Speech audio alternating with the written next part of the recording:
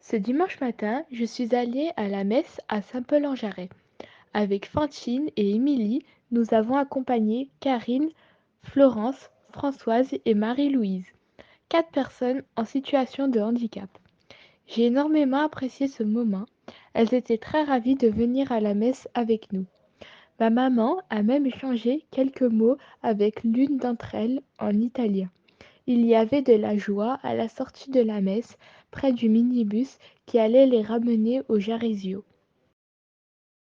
Pauline, quel est votre poste exact à l'ADAPI? Alors, moi je suis éducatrice spécialisée. Je suis au Jarizio, donc le Jarizio c'est le nom du foyer de vie là où je travaille, depuis un an. Donc vous venez de la Drôme Je viens de la Drôme. et vous avez frappé aux portes de la paroisse. Voilà, parce que je suis croyante et pour moi il me semblait important de se mettre au service de l'église dans le 42. Et du coup, j'ai vu l'église de la Grande-Croix et à côté il y avait la salle paroissiale et j'ai dit allez, va toquer à la porte. Ils ont peut-être sûrement sans doute besoin de toi. Enfin, voilà, j'avais envie de m'investir auprès de la paroisse. Et donc vous avez soumis ce projet donc solidaire entre les jeunes et les résidents Voilà. Alors de après, l'ADAPI. au départ, je me suis présentée au Bertung et après, c'est le Bertung qui m'a dirigée vers Xavier. À la base, alors certes, elle est professionnelle, Oui. éducatrice, mais au début, on est parti d'une envie. Une envie. Ils avaient plein de projets. Bon, la Covid ne nous a pas permis de tous les porter, mais il y avait l'attention à la solidarité en étant en lien avec les Restos du Cœur, l'attention aux personnes les plus vulnérables en allant visiter les EHPAD, les animer un peu, et puis l'attention au public en situation de handicap. Là, pour le coup, Pauline a favorisé les choses, et on a pu faire vivre ce projet de manière efficace. Voilà. Et puis pour le coup, moi je trouve que ça donne du sens aux jeunes, parce que ça faisait 2 ans que les projets, on ne les voyait pas. On avait les idées, c'était des rêves, mais on n'arrivait pas à les concrétiser. En plus de ça, Pauline, elle a un charisme, elle aime chanter, et elle permet notamment d'animer des messes, et les jeunes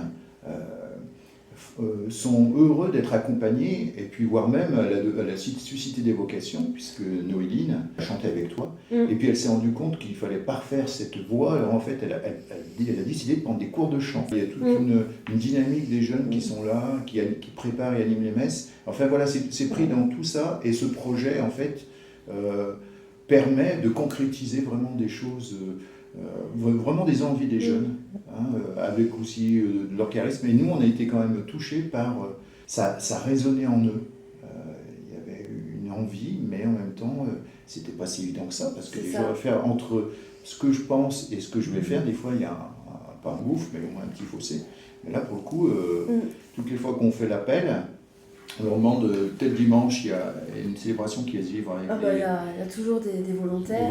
Il y a un roulement qui a lieu très naturellement, d'ailleurs. C'est déjà les mêmes jeunes, mais en même temps, ça montre aussi la richesse de chacun et c'est assez intéressant.